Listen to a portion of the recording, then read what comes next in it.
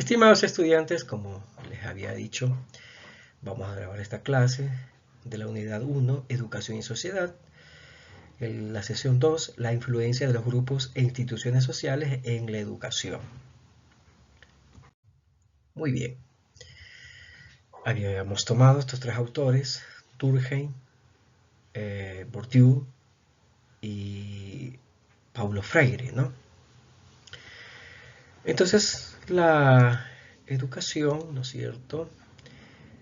La educación refleja y transforma la sociedad al mismo tiempo. O sea, la refleja la sociedad como percibe la realidad y la puede transformar al mismo tiempo. De Durkheim ya habíamos dicho abiertamente, ¿no es cierto?, que la escuela era funcional a los intereses del Estado. Allí se socializa la moral, las normas, que los sujetos deben aprender a convivir, ¿sí?, de manera colectiva. Lo que busca es transmitir los valores y las normas para garantizar la cohesión social. Dependiendo de las normas, los valores en la escuela, la forma como se transmita, se garantizará que no haya una anomia social, es decir, un caos por falta de que las personas no cumplan las normas, las reglas que esa sociedad ha determinado como, digamos, las que deben ser respetadas y practicadas. Entonces la escuela es funcional a los intereses del Estado. Durkheim era positivista y evidentemente quería a la sociedad estudiarla de manera totalmente objetiva, por eso le llamaba la escuela como un hecho social. Muy bien, ahora con Freire, pues Freire en cambio tiene otra visión muy diferente a la de Durkheim. Pues para Freire la escuela no tiene que ser funcional al poder. La escuela, digamos, el ámbito donde se educa dentro de una escuela no tiene que ser funcional, en otras palabras. Para eso, para Freire, como está aquí, ¿no es cierto?, toda educación, dice Freire, es un acto político, capaz de liberar o de oprimir a un grupo social. Eso es fundamental. Lo que Freire está diciendo es que educar, enseñar el conocimiento dentro de un aula debe servir para liberar. Eso es lo que a él le interesa, de la opresión, porque Freire fue educador popular. Él trabajaba mucho alfabetizando a las personas de barrios pobres, rurales y urbanos de Brasil, más en la ruralidad. Y la realidad que veía allí es pobreza, abandono, ¿no es cierto?, desinterés por parte de quienes gobernaban el Brasil en esa época, años 50, años 60 estamos hablando, y veía que los pobres no tenían esa capacidad de reacción por falta de conocimiento, por falta de pensamiento crítico, porque él pregona la pedagogía crítica. Entonces, por eso dice que la educación debe ser un acto político, porque debe cambiar el pensamiento de esas personas hacia la liberación de su opresión. Paulo Freire. Bourdieu, en cambio, nos dice que, estamos acá con Bourdieu, él en cambio nos dice que la escuela, ¿no es cierto?, o la educación, reproduce las desigualdades sociales mediante el hábitos y el capital cultural. Del hábitos ya habíamos dicho que es muy parecido a lo de Bourdieu, que es un sistema de disposiciones. Estoy por aquí, me siguen por favor. Es un sistema de disposiciones duraderas y transferibles que los individuos adquieren a través de su socialización y que orienta su manera de percibir la realidad, de pensar y de actuar ante el mundo, dice. Entonces, son los hábitos que las personas van incorporando en su memoria y de manera corporal los reproducen en sus diferentes formas de comportamiento y toma de decisiones, ¿no es cierto? Es el hábitus. Pero en la cuestión de capital cultural, recordando rapidito, ¿no es cierto? Hablamos de capital, haciendo un paréntesis, no vamos a hablar lo que ya expliqué en clase sobre el estructuralismo, porque Bourdieu es estructuralista, y el estructuralismo tiene una raíz que es con Ferdinand de Saussure en la lingüística, y también ellos están en contra del humanismo, es decir, critican mucho la razón y sacan al ser humano del centro donde puso Descartes, ¿no es cierto? Y ponen a las instituciones o las estructuras. Entonces, en este caso no vamos a hablar de eso porque en clase ya hablamos y explicamos abiertamente. Solamente el capital cultural vamos a recordar, ¿no es cierto? En cuestión del capital, más que capital cultural, vamos a hablar de capital en general, ¿no es cierto? Entonces, el capital, recordando a Bourdieu, tenía, ¿no es cierto? Había un capital social, ¿de acuerdo? Había un capital económico, un capital, viene el cultural y viene un último que es el capital simbólico. Rapidito. El capital social es las redes que vas tendiendo, habíamos dicho eso ya, a través de tu vida. En la formación del colegio, en la formación de la universidad, creas una red social y fuera de ello también.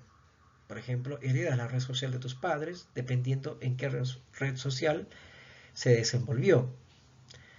Por lo tanto, dependiendo de esa red social que hayas construido, te permitirá tener diferentes oportunidades, ¿sí? En el ámbito profesional y en el ámbito personal, ¿no es cierto? Ocupar diferentes cargos o diferentes trabajos, mejor remunerados o mal remunerados.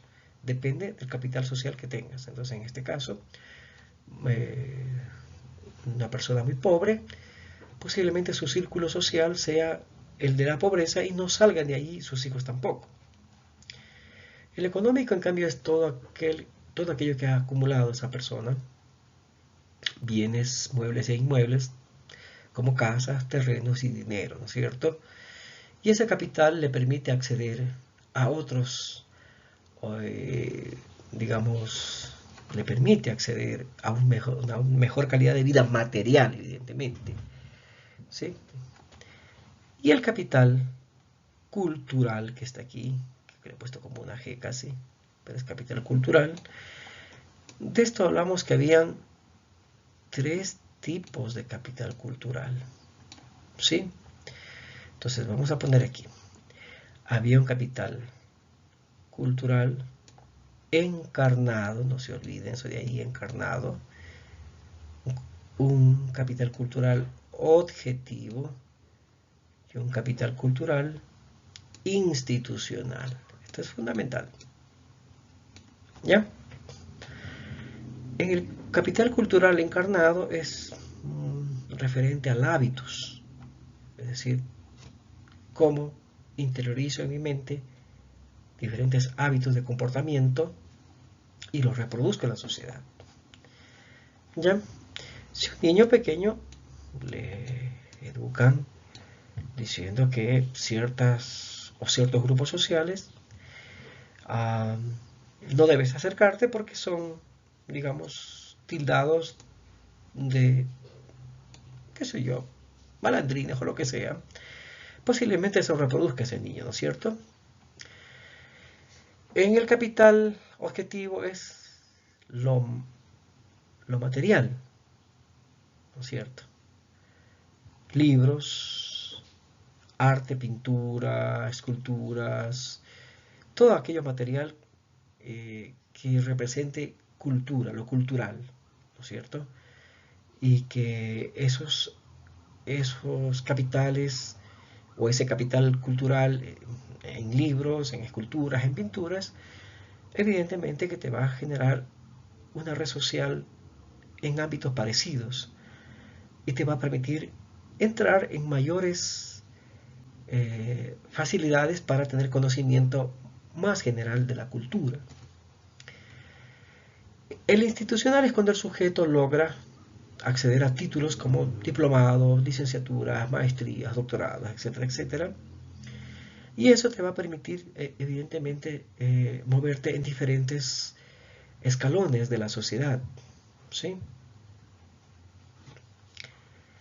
El capital simbólico, en cambio, está totalmente, digamos, cuando una persona es reconocida socialmente por diferentes aspectos, logros en diferentes formas de actividades que lo tengas, intelectuales, económicas, digamos, filantrópicas, o como muy bien lo dijo una compañera de ustedes, que los youtubers también son reconocidos simbólicamente a nivel social por tener muchos seguidores y por los diferentes contenidos, muchos de ellos cargados de mucha emotividad, de mucho espectáculo, que logran que los sigan porque los entretienen, porque los divierte, pero no porque, digamos, sean sujetos que eduquen a través del conocimiento de carácter, digamos, más objetivo, busquen la equidad social o hagan diferentes tipos de crítica hacia el poder. No es que no lo haya, sí los hay, pero no son los más seguidos. Los más seguidos son los que publican cuestiones más sensacionalistas. Capital simbólico. Muy bien, vamos a continuar. Entonces, solamente aquí es un pequeño repaso, porque esto ya hemos hablado, solamente para tener claro el autor, el enfoque y el aporte. Bueno, Durkheim, funcionalista, porque ya hemos explicado anteriormente, la educación como socialización moral y cohesión. Ese es el aporte principal de Durkheim. Bourdieu hace una crítica estructuralista, como les dije, ya les expliqué en clase eso, debe estar muy claro ya. Reproducen el capital cultural y la desigualdad dentro de la escuela, dependiendo del hábitos en el que se formó y dependiendo de esos capitales culturales que haya acumulado. Perdón, diferentes tipos de capitales, que puede ser social, económico, cultural y simbólico. Para Freire, en cambio, la crítica es de emancipación, su enfoque es crítica emancipadora, una pedagogía, digamos, crítica, que busque emancipar a los grupos sociales que viven en opresión. Puntualito, ahí no hay por dónde perderse. ¿Sí? Dewey, en cambio, aboga mucho por la democracia. Para él, dentro de las escuelas, los sujetos deben aprender a vivir en democracia, es decir, deben aprender a tomar decisiones a través de asambleas, a través de discusiones de diferentes temas y a través de llegar a acuerdos. Entonces, el aprendizaje, dice Dewey, es mediante la experiencia y la participación. La experiencia se refiere que, como dije, Dewey, me parece que dije en clase, que es pragmatista. Esto sí voy a un poquito hablarles porque de esto no profundicé. Él es pragmático, él es partidario de la filosofía pragmática, ¿sí?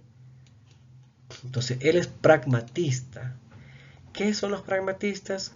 Ellos creen que las premisas o los diferentes tipos de planteamientos teóricos en el ámbito de la filosofía o a nivel general del conocimiento, de la ciencia, etc., deben tener una correlación con la realidad.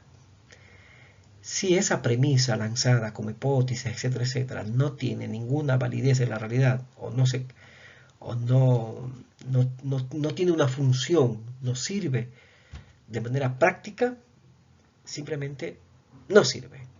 Por eso es que ellos abogan mucho que por la experiencia, y por eso es que en las escuelas y colegios se dice mucho que todo aquello que se aprende de manera cognitiva debe ser practicado en algún aspecto de la experiencia. ¿no es cierto? Y eso se practica mucho ahora. Y la participación, ¿sí? Entonces, él aboga mucho que en el aula deben haber formas de participación de que promuevan la democracia, y por eso hay los gobiernos estudiantiles, que ya se practica un poco como los adultos eligen gobiernos, etcétera, etcétera. Ahí hay mucha tela por cortar, evidentemente. No siempre por elegir gobiernos estudiantiles ya están practicando una democracia crítica, evidentemente. Entonces, perspectivas teóricas básicas con las que vamos a manejarnos. Primer grupo social que influye en la educación es la familia. Sin lugar a duda, es la familia. Como primera institución que, digamos, socializa al sujeto desde que nace hasta que entra al primer grado de escuela. ¿Cómo el entorno familiar condiciona las oportunidades educativas? Primero, ¿no es cierto?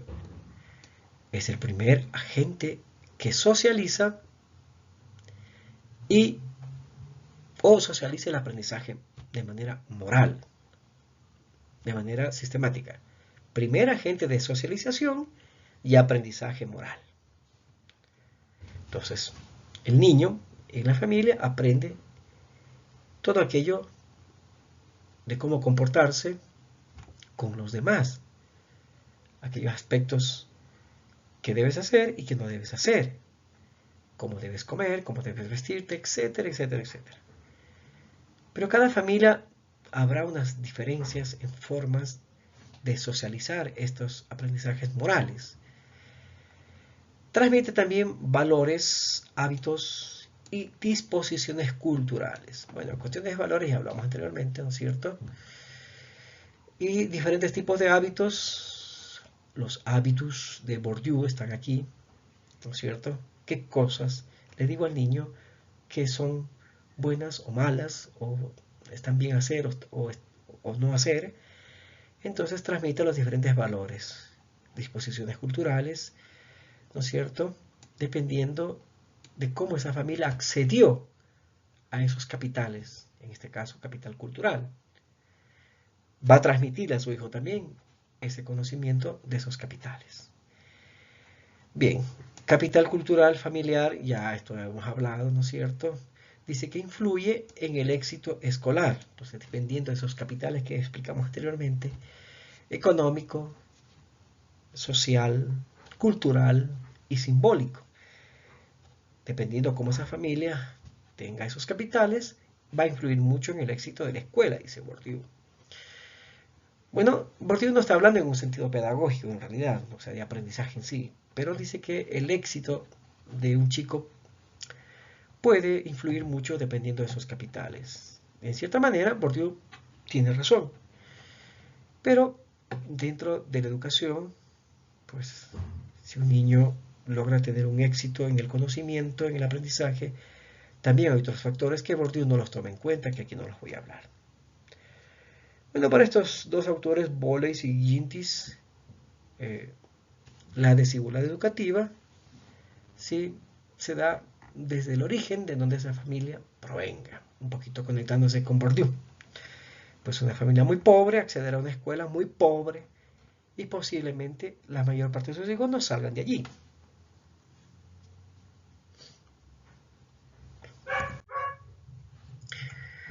El otro, digamos, el otro factor que influye en la educación es el Estado, evidentemente, y la función social de la educación.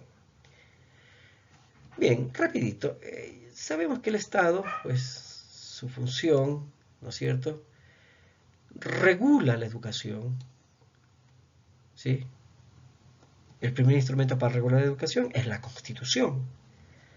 Y luego viene el currículum, ¿no es cierto? Y todas las reglas que haya para administrar la educación. Financia, evidentemente que el Estado financia, y la educación responderá al grupo social dominante que esté gobernando. Tendrá esos intereses. De pronto la educación debe servir solamente para formar profesionales que sirvan al mercado. De pronto venga otro que quiera profesionales críticos, además de que sirvan al mercado.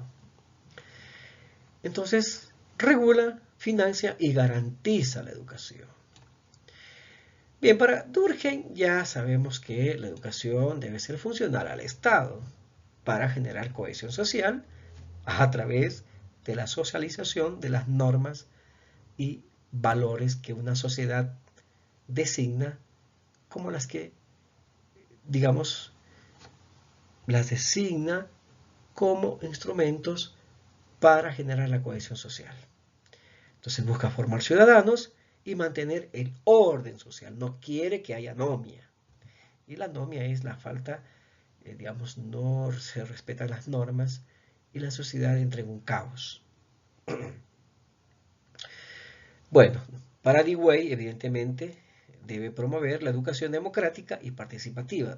Dewey diría, señor Estado, de las garantías necesarias para que la sociedad, digamos, sus hijos, se eduquen en ese ambiente de democrático y de participación. ¿No es cierto? Freire diría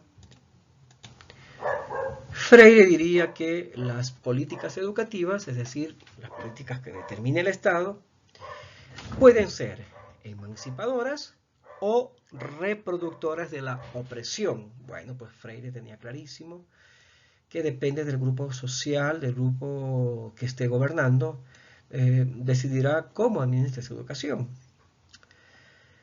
Boulez y Gintis, ¿sí?, nos habla que el Estado adapta la educación a las necesidades del mercado. Para ellos, la educación hoy en día lo único que le interesa es formar profesionales que sirvan a la producción, a las empresas y al comercio, que no está mal.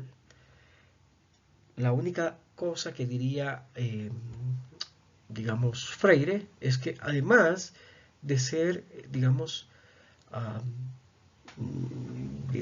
de formar para que puedan introducirse en el ámbito laboral, deben tener un pensamiento crítico para que tengan la capacidad de reacción cuando haya injusticia.